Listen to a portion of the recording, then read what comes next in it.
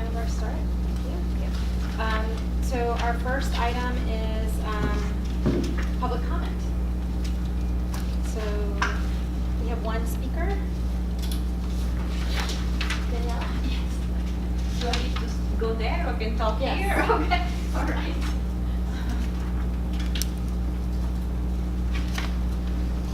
Well, thank you very much for letting me be here today.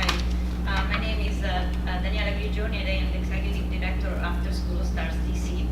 We serve about 600 students in middle school for comprehensive school programming. Every day school is in session from the end of the school day until 6 p.m. We offer academic support in collaboration with the school. We offer enrichment programs with a strong science, technology, engineering, and math component, and we offer fitness and wellness program from organized sports to plenty school gardens and teaching healthy cooking classes. And we also have a civic engagement component. We are in 4 DCPS schools and 3 charter schools in Ward 8, 6, and 1.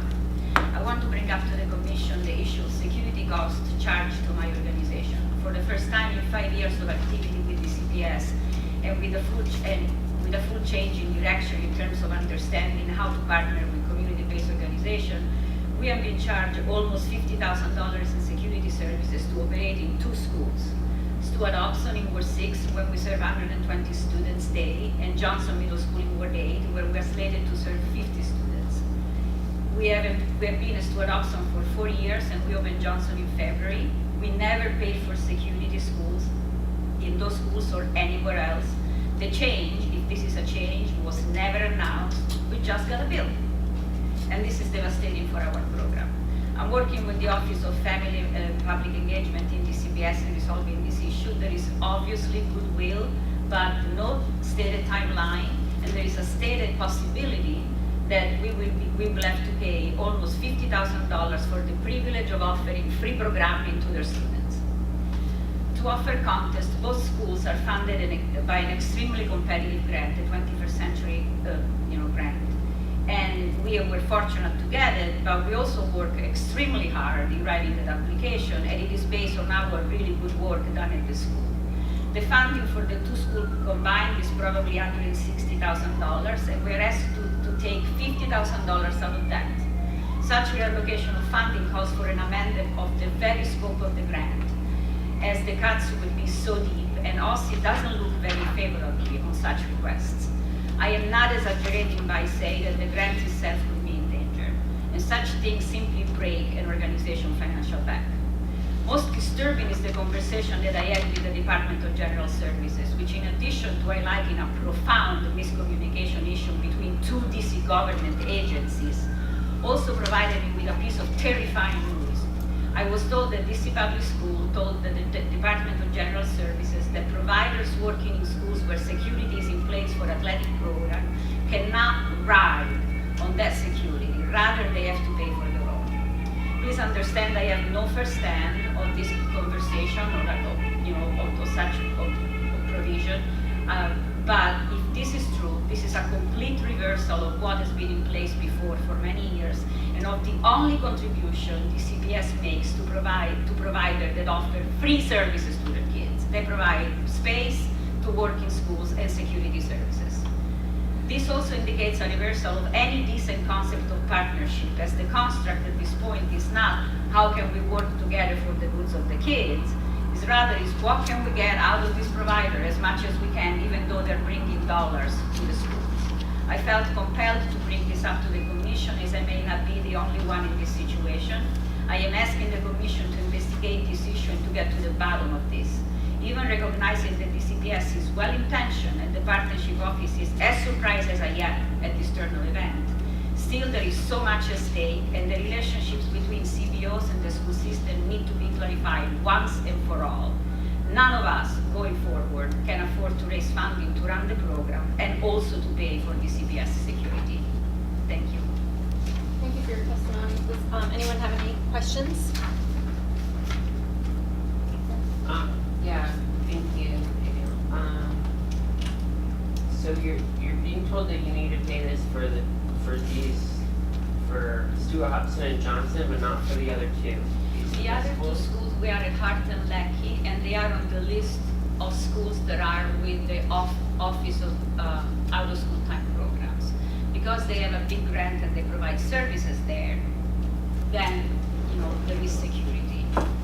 However, 5 years ago, DCPS took away all middle school funding for after school. So it's only based on providers like us that they have after school. And the concession, was made that at least they would pay security. And so this suddenly has gone away. Or at least it seems, because I talked to the Johnson people, and they told me that they have security in place, but it's for their athletic program. So I am not allowed to use it.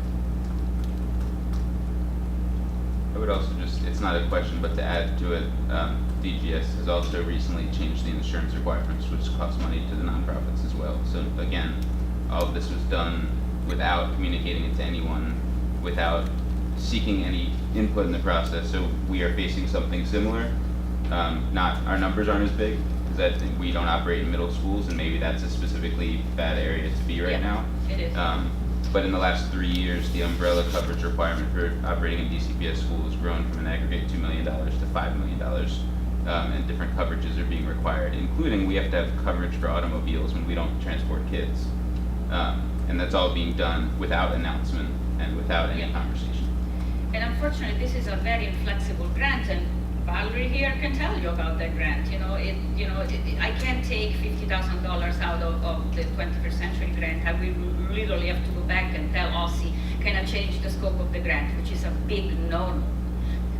Budget is, I'm taking away a third of the funding. I have to take away a third of the provider, a third of the program, and I have to reduce a third of the kids. Any other questions, comment? Was there a question on the phone? Did someone just join? Yes, Deshauna Crump. Great, thank you. Okay, great. Thank you very much for testimony.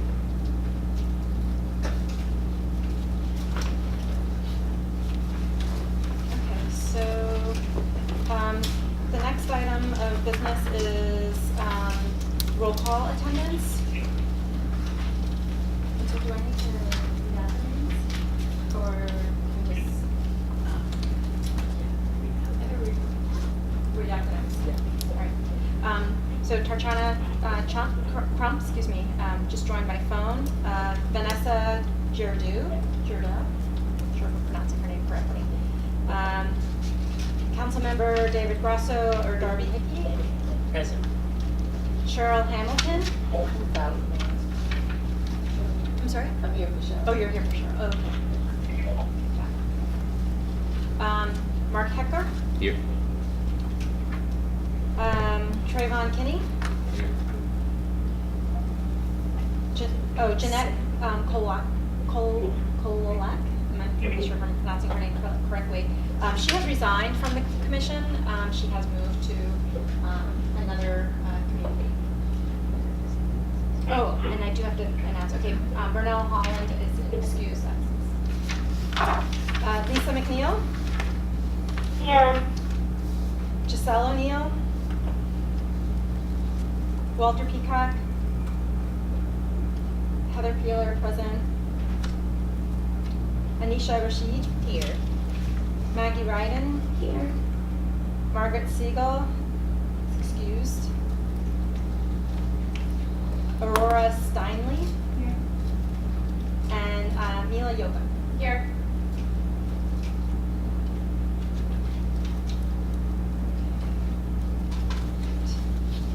All right, so we do have more. Okay, I'd like everyone to take a minute to review the agenda, and then we need a motion to approve the agenda.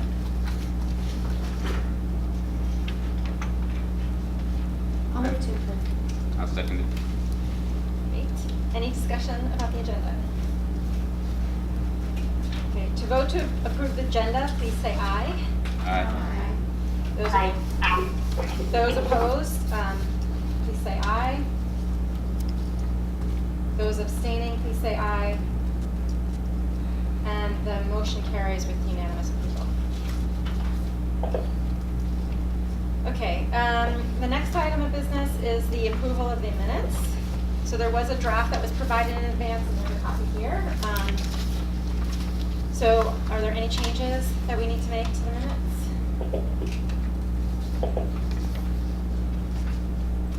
Okay, hearing none.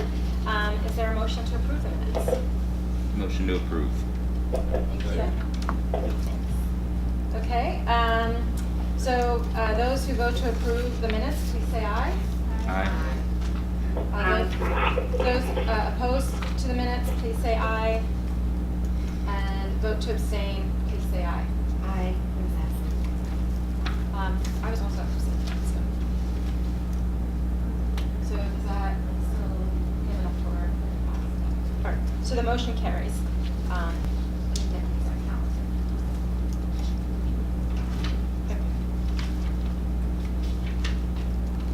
Okay. Our next item of business is the update from the Office of Out-of-School Time Grants and Youth Outcomes.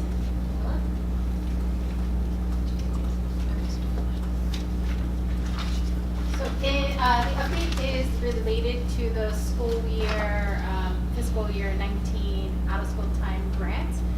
We had submitted this document and shared it publicly. $6.2 million will be awarded to 80 nonprofits providing after-school programming during the school year, serving over 10,000 youth across the district. Attached or in your packet is a public document we have shared listing all 80, but also the breakdown by ward of how the sort of the funding is distributed. So we take the funding equally across the program sites that we fund, that they have said these are the sites we would fund. And so you can see the distribution of program sites across the board with a higher percentage going toward 8, 7, and then 4. And that some of the changes or sort of the questions around, sites, it's based on, we don't have, if you compare it against who applies, it's pretty reasonable. You can't sort of overfund a site if there's not enough providers in a community. So this is relatively good compared to the applicants as well. And then the full list of grantees on page 3. And we did provide a map on page 2. So if you wanted to see it by word and the color, sort of where the program sites are across the district. So we are really confident in our grant for the fall that we've done a good job in trying to disperse it across to where the need is based off of the needs assessment and where the population of students are. Any questions related to the grant competition or the award? I do have a question. Did you notice any trends or anything from the applicants that were not approved? That's a great question, and I will say I can't answer that at the moment, to be honest with you. I've not actually reviewed the proposals of those who have not in the scoring, and that is something United Way does on our behalf. So we can follow up with United Way to see if there are any trends they notice on those who were not able to receive funding. For the school year competition, that is always just a challenge based on the amount of funding we have. We always have more applications than we can fully award. And so it comes down to a matter of like, how much can we fund fully and where's the cutoff based on the number, based on how they scored. So we try to fund as many as possible within the OST competition, which had the larger number. So I can follow up with United Way on the trends piece. I was just curious in terms of maybe highlighting capacity building needs or something along those lines. Just a clarification, I think I know the answer to this, but on the second page, under SY 1819 CB grant competition, the last bullet, it says 6 organizations that unsuccessfully applied in 1819 but were eligible for 1819. Is the first one supposed to say 1718?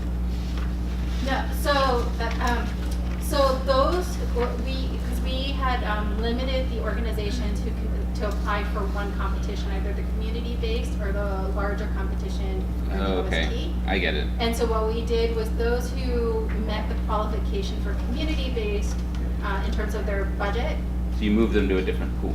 we Got funded it. them through the CB competition Okay, instead. thank you. In order to, again, fund as much as possible and recognizing that we said you can only fund one competition. So they kind of rolled the dice and said, we're going to try for the larger pot. And we didn't know that we would do this until the applications and the numbers came out. And so we felt that since we didn't get as many applications in the community base, that we would then still fund these organizations. For those on the phone, I just wanted to let you know that Commissioner Girardeau has arrived. Hopefully, did I pronounce your last name? Girardeau. I have just one other question, but it sounds like you were a little bit surprised that there were as many of the community-based grant applicants as expected. Has there been thought to outreach strategies moving forward?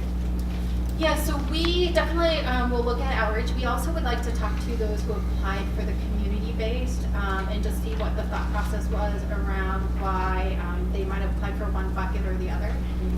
And looking at working across other agencies and partners to say, what kind of outreach strategies do we need to do?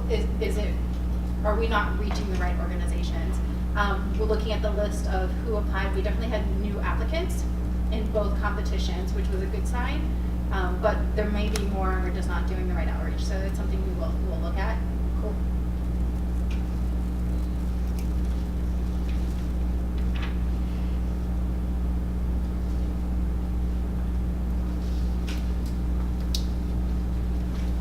Any other questions or any other updates that we need to know about? Those are the biggest ones we wanted to share with the grant competition, which we're excited about. Great. Thank you. Okay, so the next item is the strategic plan, which I think we are all excited for this vote, culmination of many months of deliberation and wordsmithing and discussion. Would someone like to make a motion to approve the strategic plan? Motion to approve. Thank you. I'll second. Thank you. And is there any discussion before we move forward with the vote? Okay, so we will do a roll call vote for this action item. So Deborah? So you can either, when you vote, you can either say yes, or you approve, no, or you oppose, or you abstain.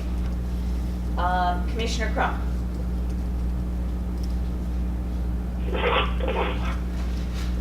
Approve. Commissioner Girardeau? Approved. Commissioner Hickey? Approved. Commissioner Hamilton by Valerie Brown? Approved. Commissioner Hecker? Approved. Commissioner Kinney? Commissioner McNeil? Approve. Commissioner Peeler? Approved. Commissioner, Rashid? Approved. Commissioner Ryden? Approved. Commissioner Steinle? Approved. Oh, sorry. Commissioner Peacock, we are doing a vote on the strategic plan. So you can either vote to approve, to not approve it, or to abstain. Okay, so the plan as a whole, I'm sorry? the strategic plan as a whole? Yes.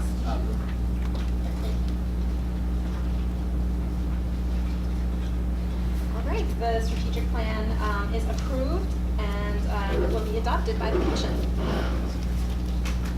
Yes. Great job. Yes. Okay. So, where we wanted to spend the bulk of our discussion today is now moving into kind of more of the implementation aspects related to the strategic plan. And so, according to our bylaws, we have 4 standing committees, and then also in accordance with the strategic plan, we have 4 committees. And so we wanted to have a conversation with the commission to understand what committees people would like to lead as chairperson and or participate on as committee members. So before we jump into the description of the committees, we're going to talk about expectations of the roles for committee members. And I don't see that in here.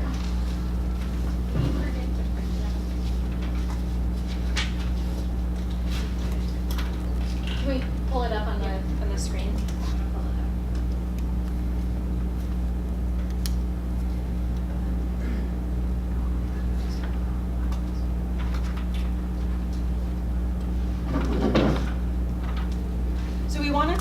outline what is expected of the chairperson for each of the committees. And so, can you make it a little bigger? So it's easier to see. Thank you. So why don't we give folks a chance to read it on their own. I'm not going to read it to everybody. But give folks a chance to read it on their own and then ask any questions to make sure that you understand the expectations of the chairperson.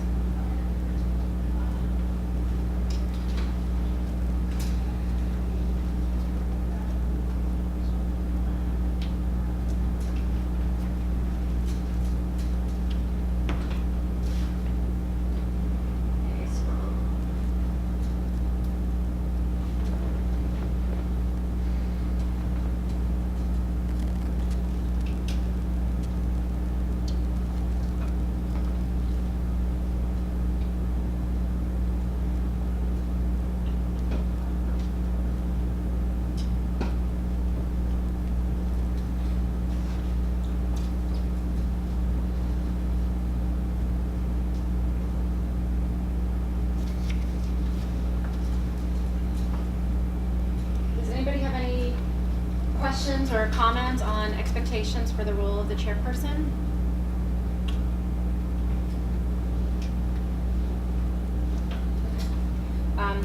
So now let's talk through what the committees are. And so as we're talking through the committees, hopefully everybody is thinking about a potential leadership opportunity for themselves on one of these committees. So can we flip back to the slides? So first, just wanted to highlight the standing committees and their the charter or responsibilities for those committees. And so we are required by our bylaws to have these committees. One thing I will say about the standing committees is that they may each have different needs for meetings. So, for example, the strategic planning committee may meet more regularly than the governance committee, for example. So the strategic planning committee, according to our bylaws, will draw upon the data gathered and analyzed by the office to identify and resolve gaps in the distribution of out-of-school time programs and funding, with a particular emphasis on at-risk students, geographic distribution, and out-of-school time programs and funding, and program quality. In addition, the committee will regularly review the efforts of the office to fulfill the goals and the priorities of the strategic plan, and regularly review the efforts of other relevant district agencies to cooperate in achieving the strategic plan, including the allocation of out-of-school time funding and budgets to the extent such data is available. So essentially, this committee, as it's described, is responsible for overseeing the execution of the strategic plan, and would be reporting back to us as a full commission on our progress with regards to the plan. Does anybody have For just a minute, I'm just gonna send the slides to. Oh, great, to folks on the phone, thank you. So any people have any questions about expectations for the strategic planning committee and its scope of work? The next committee is the needs assessment committee, and I think everyone may recall when we first started to get together as a commission, we were presented with some data that the office had collected about the needs of our community with respect to out-of-school time programming. So the Needs Assessment Committee will set the goals and scope of an annual community-wide needs assessment, which the office shall conduct to identify and prioritize the needs for out-of-school time programs and establish targets for out-of-school time funding. This committee, well, I don't know, can you talk a little bit about kind of where we are right now in the needs assessment process, just so that folks have a sense for what work would be at hand immediately? Sorry, I know you're trying to multitask. No problem. The needs assessment, actually, Jeremy on the team is in charge of the data and supporting the needs assessment. But in the code and DC law, annually we're required to have a needs assessment, and the components of that needs assessment is defined by the OST Commission. Without having the commission in 2017 and 2018, the office has just been doing it. We have commissioned the report through DC Policy Center for 2017. And then for 2018, we're completing the other two components, which is the parent youth survey and the funding report. We're currently working with the drafts with the researchers on that, and hope to publish that within the next few, like month and a half or so. Do folks have any questions about the needs assessment committee? Okay, Okay, the Quality Committee shall inform and approve plans for assessing the quality of out-of-school time programs developed by the office. And our proposal is that we combine the Quality Committee, that's a standing committee, with the Quality Committee that's part of the strategic planning priorities into just one Quality Committee. Does that make sense to folks? Yes. Great. And then the final. Separate. I'm sorry? I said I demand they remain separate. Right. Redundancies, Yeah. huge fan. Right. And then the final standing committee is the governance committee. And so the governance committee has the responsibility of reviewing and revising, updating our bylaws, reviewing conflicts of interest, adding or changing committee structure, acting for the commission on urgent business requiring action that cannot await for a full commission meeting. Yeah. So that's probably a committee that would meet probably more intermittently compared to some of the other committees. If folks have any questions, need clarification on the governance committee? I don't remember if we discussed this, so I apologize if we did, but was there anything that we've done around just some parallel leadership between the governance committee and yourself and Commissioner Peacock as chair and vice chair? Oh, so Sort of serving in those dual roles? yes, yes. So we are, I think, automatically members of the Is that it? governance Okay. committee. Yes. So Commissioner Peacock, keep that in mind as you're thinking about your committee service. Great. Okay, thank you for clarifying that. Yeah. Okay. So then we have the 4 strategic planning committees. So the funding and capacity building committee, and I believe we discussed these committees at other meetings. But the funding and capacity building committee, the combined quality committee, the outcomes committee, and the coordination and collaboration committee. Does anybody have any questions or need additional information about those committees before we begin to think about your role on those committees?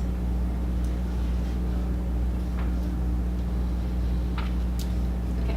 So one thing that we want everyone to keep in mind is that we can have non-commission members, so members of the general public participating on the committees, and I think we'll talk a little bit about that process for how we might reach out to people after we have some discussion about committee service. So I think what we were going to do is give everybody a little mini ballot. Does everybody have one? Was it in our packet? No, well, you passed them, yeah, they passed them out. Oh, okay.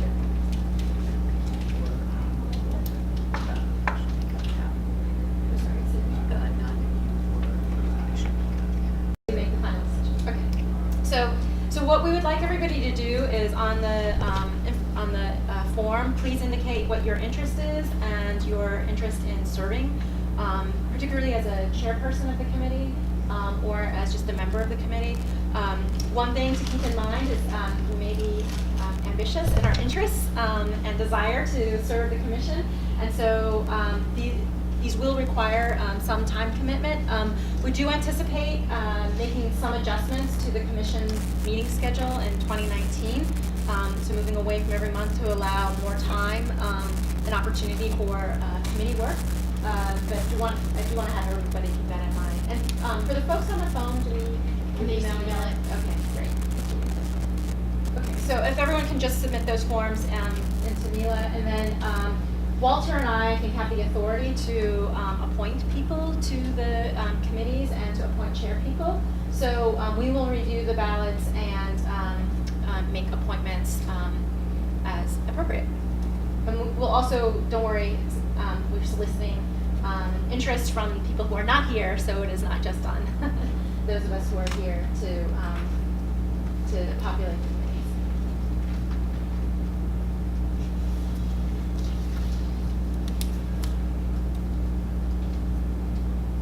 Any comment or discussion? Okay. All right, so as I mentioned earlier, there is an opportunity to involve members of the general public in our committees, and so tomorrow at the training, we are going to make an announcement to see if to put an open call out for committee participation. If if folks here have ideas for people, we should submit names to you. Is that correct?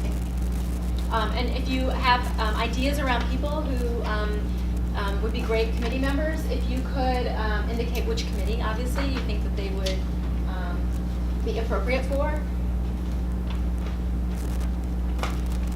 Is that both for standing and strategic? Yes.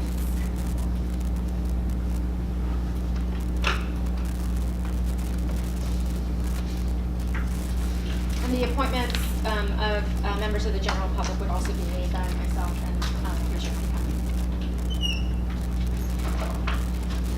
Will we be able to get them the slide that breaks down, or give the description of the committees? Yes, so the description of the standing committees is actually in the bylaws, so if folks have that document handy, but if we can, I think that would be great just to net that out around folks. Is your thinking to share it externally, to share it with members of the public? I just like to get a better understanding of what each committee does and understand. I don't want to overstep boundaries. Okay. When I hear governance, I think of going to DGS and holding them accountable. Oh. Reaching out to those organizations that have that insurance coverage problem. Asking them why they didn't bring it to their attention before they issued that problem.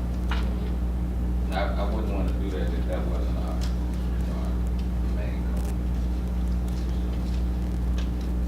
Yeah, that's an item that I think based on the description here from the bylaws, what you're talking about, that could be something that the strategic plan committee could take on. The partnerships committee could take that on as well. I do think that would be out of scope for the governance committee unless the commission asks the governance committee, unless the commission assign that as a task to the governance committee. Yeah, I think that'd be a good topic for the coordination, collaboration committee. Yes, I agree. I have a question too. If members of the public are interested, is there like a vetting or application process, or should they just assume that they will in fact then be appointed to some, are they guaranteed participation, or is there like a process? That's a good question. That's what this committee, Just the what commission, it's up to that's us to what, decide. yeah, part of Okay. the public member process is for this group to talk about today. Do you have a suggestion? My only concern is we manage expectations if we, so this is less an answer to my question, but more so how to manage it. Like, I wouldn't want someone to expect that they're gonna be on a committee if that's not in fact the case. I just wanna mislead folks that it's like, they sign up here and then you'll be on. I think just one question would just be, I think, quantity that we anticipate. If the bodies get too large, I think it can be a little unwieldy and hard to have discussions, but, there may not be as many interested parties as Yeah. feel. I think in the bylaws, it has specifications for the maximum for the standing committees, but not necessarily the strategic planning committees. I think one factor that I think would be important would be potential conflict of interest. And so I think we would want to have some sort of way for members of the general public who are interested to identify potential conflicts of interest with the work of the commission. Can you say more about that? A conflict of Yeah, interest? well, just, I imagine that part of the people that will be interested on some level may be people that are somehow stakeholders in the out-of-school time space. So Yeah. where are the conflicts that, and this is not necessarily putting Chairperson Peeler on, like, Yeah. anyone can respond to this, but I'm curious to what, I would imagine we want parents, we might want some providers in the room, things like that. So where would the concerns be? Would it be about disclosure, or would it be about whether or not they can participate? I think disclosure is the minimum. So I'm just putting forward my perspective, but I invite other commissioners to share their perspective. I think if their relationship or their engagement on the committee has the potential to personally benefit them, I feel like that is a conflict of interest. So we don't make grant decisions, so I think that's removed. But for example, if we had a partner who was working with us on delivering capacity building, or a potential partner on delivering capacity building, that could be a potential conflict of interest on funding and capacity building committee. That's a helpful example. Yeah. Thank you. So I was thinking more along those lines. I think grantee perspectives, parent perspectives, youth perspectives would be really important to have on all committees. I think it's important to also note, and correct me if I'm making a fast assumption here, these are all open meetings, so what we're talking about are folks who are voting members on these these committees. It doesn't preclude others from participating actively in the discussions that lead to votes by the standing committee members. So I think that's an important piece to just keep in mind. I also think Commissioner Kinney's point is a good one. If, as we're thinking about folks we might want to engage or reach out to explore interest here, it would be helpful to have very simple one-sentence descriptors. Yeah. And similarly to what was laid out for the chair of any of these committees, sort of bullet list of basic expectations for members of that committee. Oh, that's a great point. So that folks know what they're setting it for and that we're being authentic and honest in what we're asking them or putting forward their name for consideration on. And then finally, I think the last piece I would say is the fewer barriers to participation that we can create, the better. And so just being really thoughtful about both taking one another's word of mouth or recommendation, but also not asking folks to recreate the wheel in terms of process. Question of clarity. Do the chairpersons of the different committees have to be on the commission or? Yes. Okay. I think it's also important to add to the other 2 points that just using the scope of common sense when we're trying to recommend people to the commissions, or to the standing committees or any committee. Like we said, these are going to be sensitive topics that will draw points to those conflicts of interest can come real close. You thought you were inviting somebody for a certain reason and turns out they're just there because they want, they're there for their own interests. So just that scope of common sense that we all should have being on this committee will be recommended for me. So, I have a few folks who own certain, after school time programs. I wouldn't invite them no matter how close we are to these meetings because I know it just wouldn't feel well for them or me. So, But going over Maggie's point, they might really get to have them attend and participate but not be voting members, right?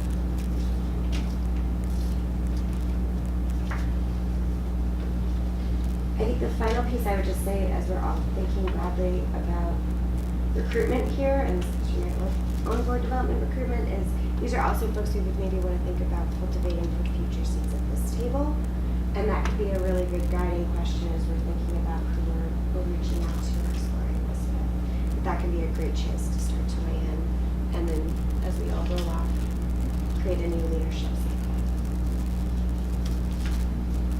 cycle. I agree with what Mr. Wright said before. I'm stuck thinking about what should the process be for joining them, because I agree that there should be as little barrier as possible, but I'm also imagining sort of the weird example where, 10 Ward 3 parents decide that they want to come on because they think it's unfair that they're not getting enough resources. So I think there needs to be some one-step process so that we can prevent something like that. I agree, it should be really easy. So could that be something where Commissioner Peacock and I consider the diversity and composition of the committee? That we take that into consideration to ensure that it is as representative as possible of the community? Yeah. So it might be as simple as someone can either submit their own name or their name can be submitted, but then you guys review them and make a decision about whether they're going to be invited on. So that at least gives us some ability to sculpt it a little bit.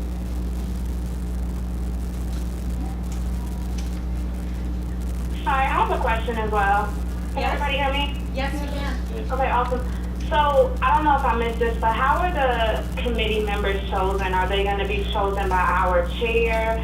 Or, because I'm just thinking about when I'm submitting names, I don't want people to feel like, they weren't chosen. So is it us in-house choosing them, or do they have to go through voting and all of that too?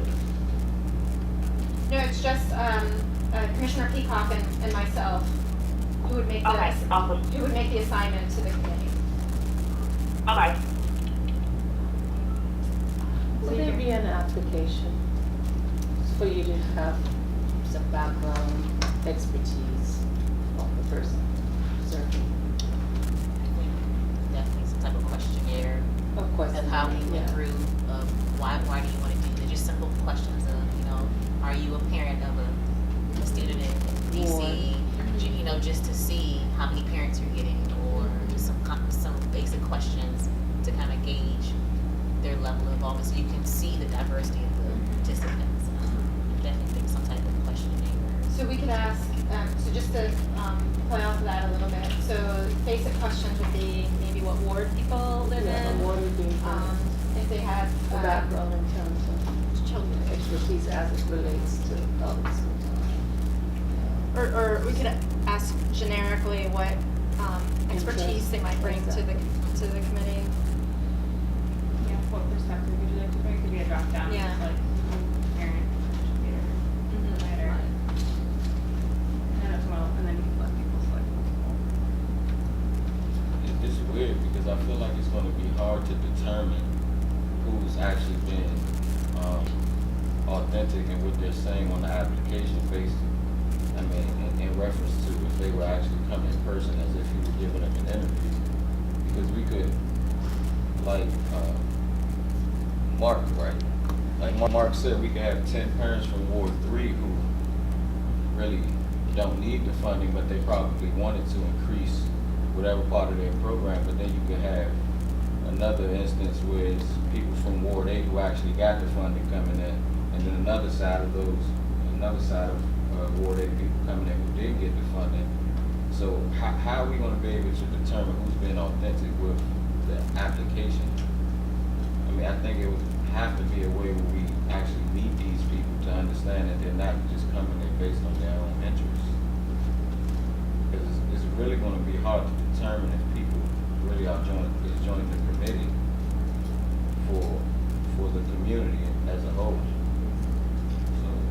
Can we add one of the responsibilities for the chair is actually to vet who would they recommend to their committee through the process? So whatever the process is, a questionnaire or an application, that the chairperson Of the committee is reviewing. So a person sends in an application, say I want to be part of this committee, that they vet that before, so it's not on you all to vet and assign, that that way the chairperson has a say in the formation of their committee based on this process, the application, questionnaire, expertise that they may bring. So they're also looking at the composition and they would make a recommendation to. Is that, what do people think about that suggestion? Would that be sufficient in terms of what you're, so they could interview them if they choose to, or phone call? Could we bring them in during the commission meeting? As in like I know it sounds a little difficult, but just to bring them in during one of these meetings so we can look at them while they're standing at that podium and make sure that what they're saying is true. Because I have a hard time trying to believe people who put something on paper versus when they actually sit down with us as a whole. I'm not really. I agree. Sorry, go ahead. No, go ahead. I was saying I agree from another perspective in that having, if we're going to say committees are starting or we're selecting people for committees, the people who are interested to have them come to the next meeting or the next 2 meetings, so that's even a commitment thing, so that we can see that they will be committed to the meeting and they can learn more about everything that's going on by coming to the commission meetings first. And it'll give us an opportunity to have a direct conversation as well. So it could be like a second layer after we receive a certain number of applications or questionnaires. I think that might be helpful. Would we want them to come to a full commission meeting, or would we want to ask folks who are interested in respective committees to come to those committee work groups? And the reason I ask that is it's an opportunity to show your commitment through action. So there's nothing in our bylaws that says we necessarily have to identify and vote members of these standing committees on by any specific period of time. So if we said the first 2 months were a trial period, 3 months, show up, show us you're committed, participate in these meetings, and then as a commission you will move forward formal names for voting members of standing committees. that would be allowable, right? So that could be a way to both not put the onus fully on our chairs, we're gonna have a lot on their plate anyway, share some of that responsibility among us as commissioners and chairs of different committees, and give us a little bit of time to actually vet folks and see who makes it for those first 2 or 3 meetings and who's there in a really substantive way, because I agree, that's something we wanna seek and people will show that through action. What do people think about that suggestion? Like that idea. I think that makes sense, and What are the first 3 months, the first 2 months, how long do we think it would take to understand someone's authenticity in the committee? What do you think?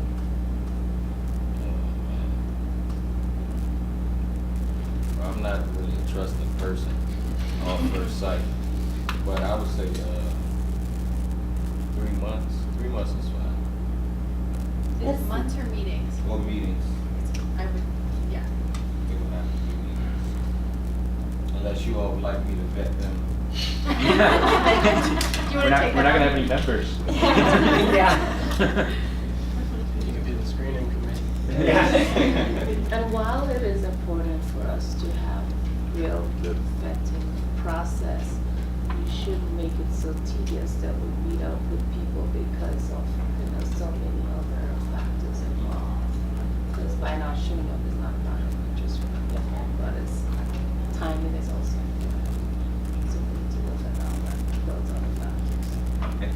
I think there are ways that we could actually write that in the process. So, after you've attended 3 meetings, because I think you're right that we want to make sure people don't feel like they're committing to 3 meetings. Then we'll see whether they let me in. And then we sort of say after your 3rd meeting, assuming you are participating in alignment with the values of the commission, you will be made a voting member of the committee. So that way, it's saying like if it's felt like you act in alignment, So you it's have something that requirements happens. So it's something you can lose, but it's not something you have to like earn by doing this 3 at the meeting.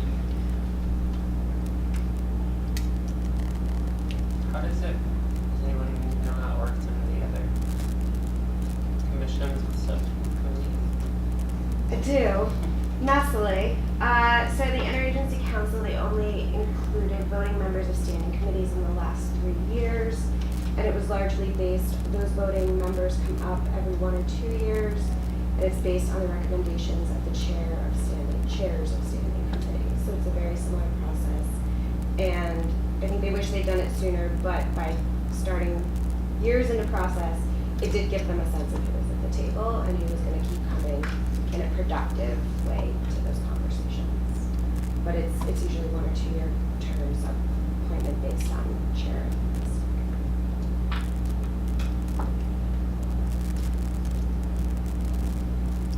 And again, those meetings are also open to the broader public, so those voting members of the committee are only asked to vote on things that are extremely pertinent to the work of that committee, or to move something further up to a full It's commission. only gonna be 1 or 2 votes a year. Exactly.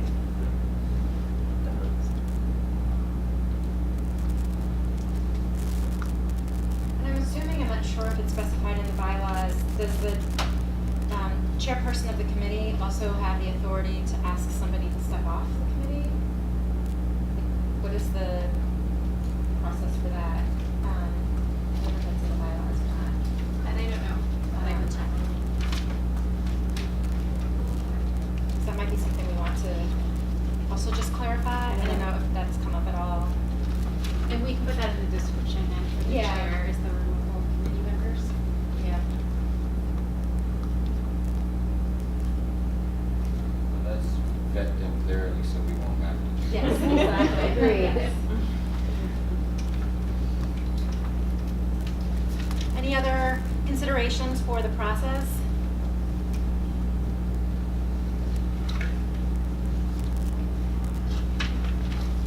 So we'll still have people sort of apply in the smallest A sense of the word, where they'll submit their information, and then they'll be invited to attend meetings, and then participation will be monitored for. Right.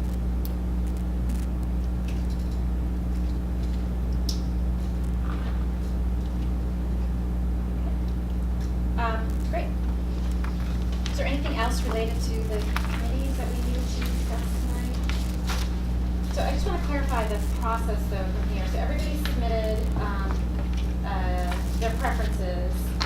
We'll review with you, and then at our next meeting is when we will, I guess before then we'll let everybody know, but we'll kind of confirm at the next meeting. Yes. So we have received 2, so the ones on the phone, I have to wait for their responses, and then we can pull the committees together and make, we'll work with you directly on that separately. We want everyone's first preference as much as possible, but if we don't have enough members for a certain committee, we may ask you to move to your second option. And I think we also discussed, the meeting schedule. We did not. Oh, okay, so can I bring that up? Yeah, yeah. Okay. So we also discussed the meeting schedule for the rest of the year. September, so our proposal is to meet in October, to not meet in November. So that would be an opportunity for the committees to have their first meeting, and then meet as a full commission in December.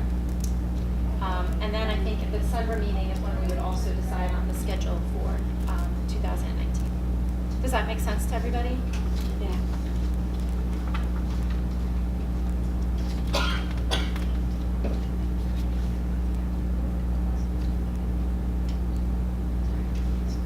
Oh, okay. And so we still need votes from the people who, for the strategic planning process, who arrived late? No.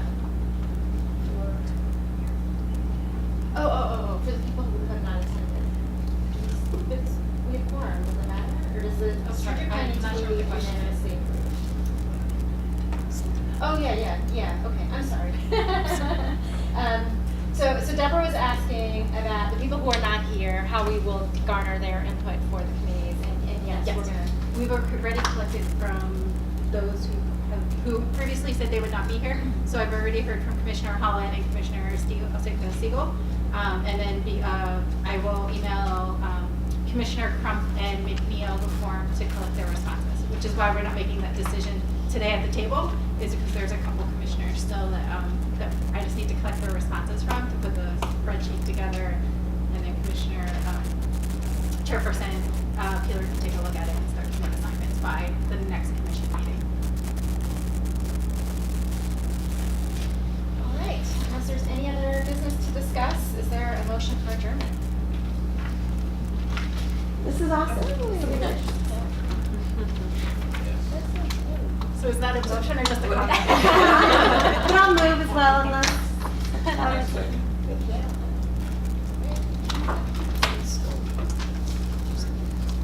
Okay, and so we are finishing at 6:56.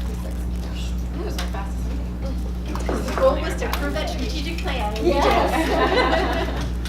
Great, okay, thank you, everybody. Have a good night. Thank you.